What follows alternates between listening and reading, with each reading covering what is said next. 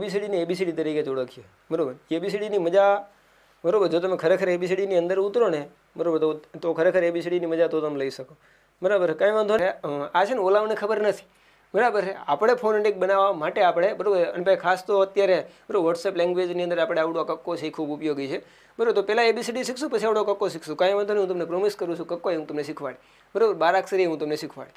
Done છે? Okay. ત્યાંથી જ આપણે આવતીકાલે સ્ટાર્ટ કરીએ. મોકલું છું ને. ઓકે. વળી પાછું હું અહીં ચાલુ હું પાછું વોટ્સએપમાં જવાબ આપવા વળગી જાય કે રીલું જોવા વળગી જશે તો પછી પ્રોબ્લેમ થશે, સમજાય છે?